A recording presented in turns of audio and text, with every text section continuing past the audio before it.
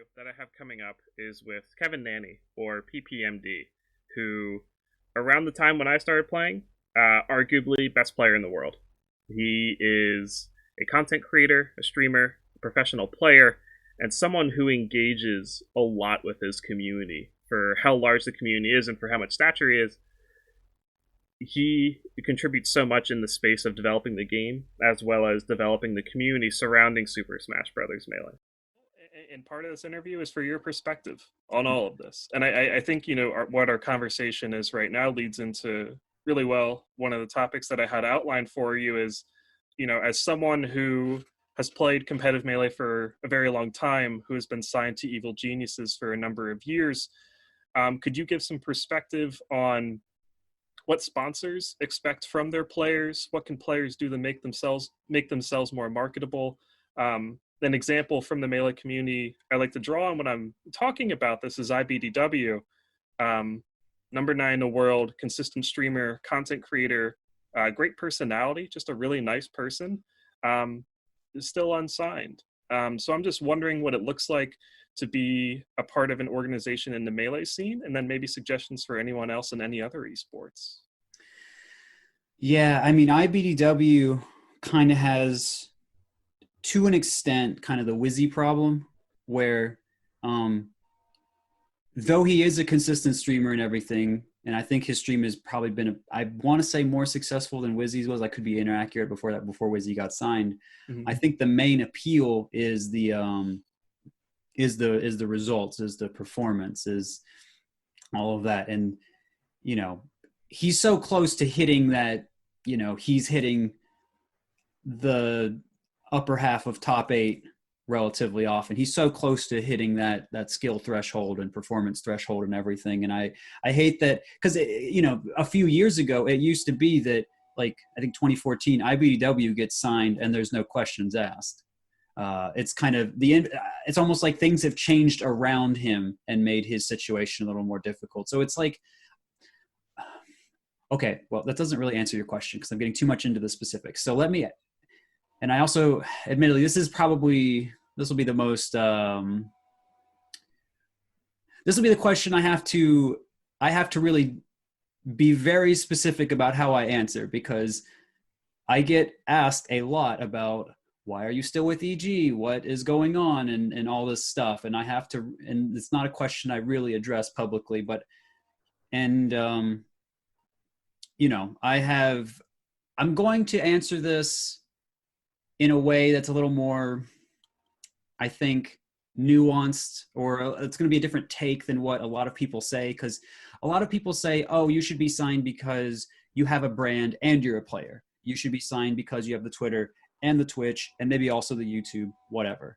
And I think, and like, and that sounds, and people will say, oh, well, that sounds good. And like corporate boardroom meetings or whatever. And that's how they make the decision to sign you. And it's like, okay, the logic is there. But like, if you're a player and you only care about improving at the game, and you have to suddenly like get all these other skill sets that also take a lot of time and energy investment to learn, that's not really what you signed up for when you wanted to be a high level player. And it can be really frustrating. And I feel for people like IBDW and everything in that situation. So I want to kind of approach, because I don't think that branding stuff is inaccurate, but I want to approach it from a different angle to maybe make it a little more appealing and maybe give people a different way to solve the problem than like investing in the things you don't necessarily want to. Maybe it'll make you want to, or it'll give you a different way from outside of the things I said. And the way I think about it is, you need to have some type of big emotional appeal, partly to the organization. You need to be like an emotional fit for them, but you also need to have an emotional connection with like fans, the community that's around all of this and everything like that. Because if you're a brand, if you're an emotional connection in a certain way, that is something that, the brands that are on top of the, TSM, EG, Cloud9, whatever, they want to connect with that. And then, the people in management, in the sponsors, EG, whatever, want to connect with that because they're like, okay, this is someone I would like to be around, or this is someone that, even if you're saying, oh, well, I just want to be good at the game, this is someone whose significance, whose power I want to be attached to. I think more fundamentally than the boardroom numbers stuff, it is an emotional connection, and that's just how I see things. But I think it's very powerful, and I think that that can give more meaning, that can give more humanity to the sponsor player interaction and the outreach, and how fans can play their part in all of this, and everything. And so getting sponsored, I think a lot of players, they get that, and then they just kind of go a little farther with it. They get that, and then they're kind of like, oh, and then they kind of will ease up on a lot of the things, because it wasn't really something that they necessarily enjoyed on all of the fronts. And they were, in a lot of cases, some of them would even be fighting to survive, even while they're fighting against everyone that's really good. So, like monetarily and everything, at least in, Melee. So I understand that, especially for Melee players. But I think, either at that point or ideally before that point, you want the connection to your work and to everything around it to change and be a little more manageable long-term in that emotional sense. I really appreciate that perspective, because it sort of goes to show, if we think of, I mean, Melee is, still pretty much a grassroots community, essentially, given how long it's been played for. I really appreciate the perspective on having to sort of compete monetarily, as well as compete for, an opportunity to connect with a sponsor. I think it's a really difficult position to be in.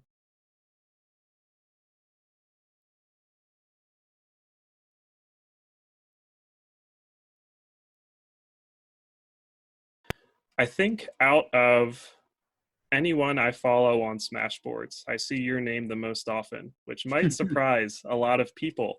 I love Smashboards. We all do. We all do. You're one of the most active players I see on it.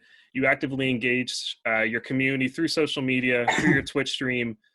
Why is community level engagement so important for you in a game that's been studied for so long, that has so many resources online? Why do you love engaging with your community so much? Well, I think the most fundamental reason is I love talking to people. I mean, it's also, I don't know, it's really hard. The people in the community, when I talk to them, they're always like, oh my God, I love you and everything. Like, that's really hard to know. Why would I not want to do that, But even more than that, people I don't know and don't know who, I am in the context of the community, I still like talking to them. I just like people. I just like getting to know them and connecting with them and things like that. So I think for me, it's kind of I just enjoy that connection, and I enjoy talking about the game anyway. And that leads into the other reason really I do it is people did that for me. There were people that were top 20, top 40, top 50 players, relatively speaking, when I started. They didn't stick around for a whole long time after I started, but they were there on the boards when I did, and they gave me some advice. And people that at least weren't necessarily so strong, but they had a good theoretical grasp of the game, and they were also around. And so I had a really good network of people to draw on, and as I got better, to bounce ideas on, and or they just came in with their own things. And it's I've been really glad for all of them, and I couldn't be where I am and have the different perspectives I am without those people being who they were and where they were and when they were. And so I think I owe it to people to give that back to them, and it's their choice to take it or not to take it. It is my job, at least while I have the time right now, to go and do that. If it becomes too cumbersome later, or I can only do it, once a week or something, so be it. I'll still be there as often as I can. But the point is, I want to give people that chance.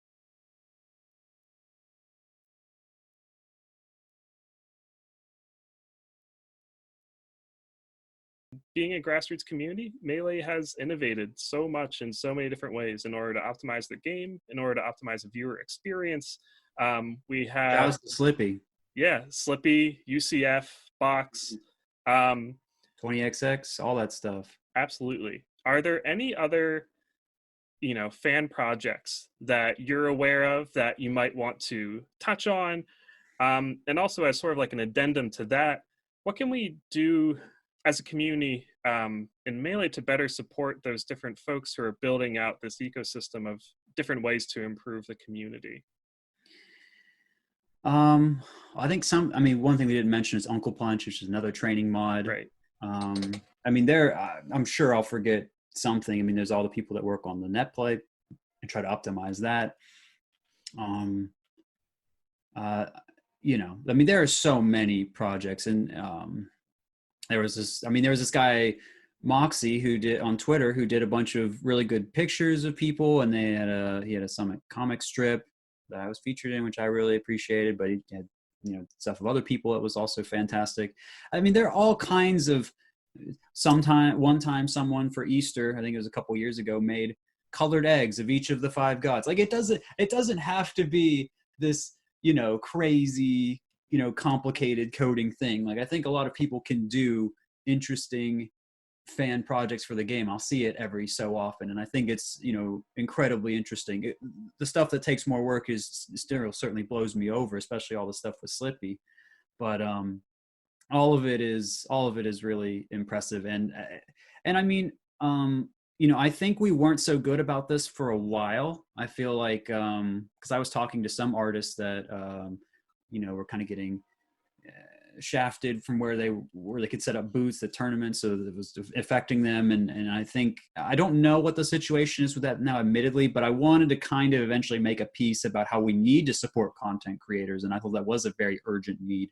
I don't know how dire the situation is now. I feel like there's a lot more talk about how we can't pay artists in exposure bucks, and we need to actually financially support them if we want the community to thrive, because artists thriving means they can spend more and everything, and keeps the events themselves more interesting. I went to Genesis and walked around the artist alleys, and I don't mean to harp on the artist thing only, because again, what everyone else does is very interesting. It's just, that's been my main way into seeing, tangibly, physically, a lot of different things about the community that's changed events, like from having no artist alleys or one little desk somewhere off in the corner to a major section of every big event. It's almost it is expected now, and that's a big change. And there's people like Nez who do controller modding, and other people do it too, whatever. So all of that to say, financially support them. And if you can't, or you're not interested enough to do that, that's fine. You can always give them a retweet on Twitter. You can go into their streams while they're doing that, leave it open if you're not interested in watching, or it's just not your thing. I mean, there are things you can do that are really easy and really don't take any time, and really can make a difference in whether these people stay in the community and contribute plenty to people that are interested in it and do make the community more interesting and more welcoming and more innovative, or not. But the choice is up to you, and I hope we all can do our part for it. I want to do my part.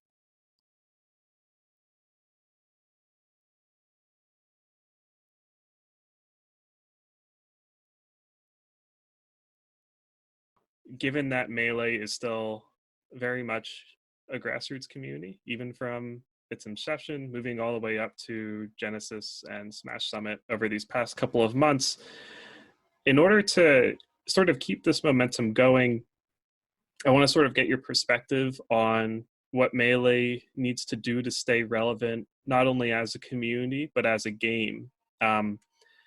Frequently when I hear you speak, there's a lot of thoughts going around that, like, there's still many ways to play optimally to improve the game. You have a lot of insight on how pro players can be doing things better and differently in order to advance the game in a competitive aspect. And so I wanted to get your input on that, as well as what we need to do as a community aspect in order to stay relevant as we push into, the very late years of, what normally is a competitive fighting game. Yeah, I mean, I'd say at this point we've I don't know of another fighting game that's gone this long. If anyone knows, please feel free to let me know. I'd like to know what race we're in. But the way I think about talking about Melee is I think we keep our, I think it's a matter of perspective when we think about length of time. I don't even want to call these the late years of Melee, because I mean, how many times have we said the game is dead? I mean, from when Brawl came out to when Armada kept winning stuff when Brawl was out to um, 2015, 2016, HBlock starts winning. Right after Armada had been winning for a while, and we're like, oh, it's over. And then people start leaving and orgs start dropping. It's dead. Like, come on. Even now, it's not dead. We're just switching to online stuff. It's not going to die. We're just going to have to give that up. It's not going to be a thing that dies. And the reason, and look, it's a matter of perspective. So even if you discount all that stuff I said, right? Soccer, or football for those of you who don't live in America, has been around for so many centuries and whatever, and no one and everyone is younger than the game of soccer, and it's not really something people talk about, and they expect it to still be there. No one says, is soccer going to die next year? It's still expected to be there. People are still going to play, and it's an established thing. So when I think about it, I say, okay, well, we're just making, the soccer of esports or whatever. I mean, maybe we don't get that big. It doesn't matter to me. I just want us to grow. We'll get to where we need to get eventually. I'd like for more people to be signed, all that stuff. But I think it's a matter of perspective, because when you look at it like that, Melee is just starting, right? Like, it hasn't even been 100 years of Melee yet. Why are we so worried about it dying? So you can look at it different ways. And I'm not going to predict the future. I don't know. Maybe this is the year, right? But that wouldn't stop me from playing it. It's still, in my view, the sickest game ever made. So whatever. But what can we do to keep it going, to realize that vision? Well, the content creators around the game bring new people in. That's one of the biggest ways people join, I think. YouTubers, Twitch streamers, we have artists. I bring it back to them, but there are other things. I mean, Samlox with the documentary. And I'm sure I'm forgetting loads of people, especially people that are doing amazing technological things. So I want to hit that spot, but I just can't think of someone who's doing something that's going to pull people in right now, aside from things like Uncle Punch making the game more accessible for people who are like, oh, I want to play, but it's complicated. It's like, no, it's not. Here's your glint. And you're like, okay. And, so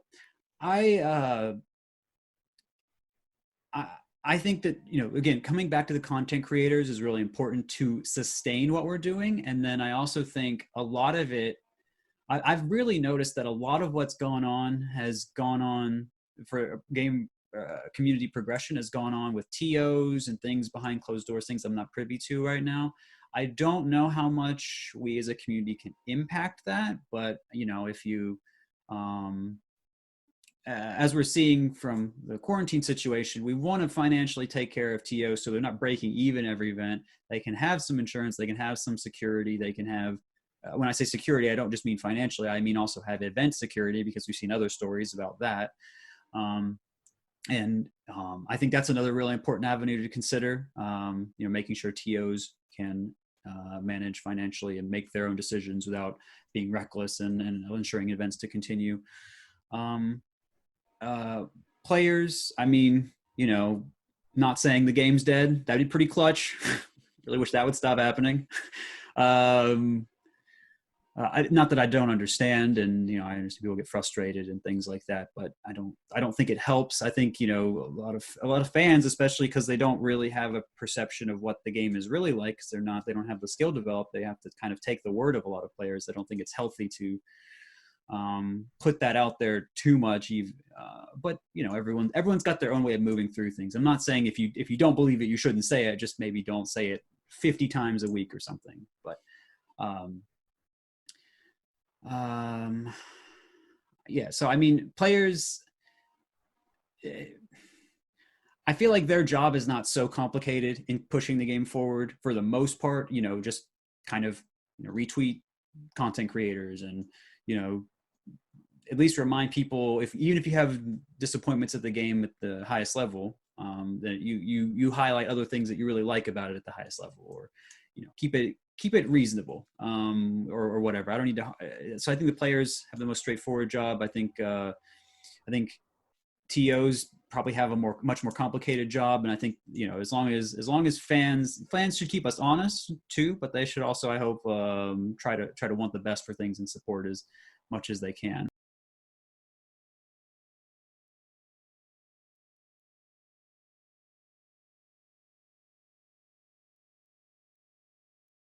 For someone who just watched Smash Summit, that just watched Genesis 7 and watched Zane pop off after beating Hungrybox and really wants to play Melee now, um, you know, what does Johnny, 16-year-old 10th grader, what are some steps he can take to play Melee competitively? Yeah, I mean, well, what can I legally tell you? Well, I can legally Well, say, what about just some advice? It doesn't have to be anything, you know, yeah, that dire. yeah, I think finding a way to get the game, first of all, if you don't have it, is the most important thing. Because once you experience it, I think things can start taking shape because you really start enjoying it and tools start coming to you and avenues can open up. Um, I would be, if I were, I guess, starting over, I would not, I would get, you know, the training mods and everything. I would not maybe play with them on all the time. So the 20xx's, the Uncle Punches, things like that. I would not be. I would play with them on, and I would make sure I can do everything I want to do. Start with basics, move forward, and I would make sure though that you don't get too caught up in too many specifics. I see people a lot of times talking about Glint, for example, and if you don't know what that is, don't worry. Chances are, if you're just starting out, it is probably one of the last things you need to worry about. But it's I just want people to focus on more fundamental understanding and doing your things well at various speeds instead of as fast as possible every time, things like that. So basically, outside of just playing and getting everything, getting your equipment like a Wii or, you know, whatever that you need, I would also recommend, you know, because one of the most valuable things in this community that you mentioned at the very beginning is the connection, the in-person aspect. It's certainly difficult now, but you know, this won't be this way forever. And I would highly encourage someone to get to a tournament or get one of your friends or some of your friends or make a club at your school or whatever to get people interested in playing it with you, because that's when maybe you get a rival, or that's when you get a lifelong friend or a friend for 10 years or whatever.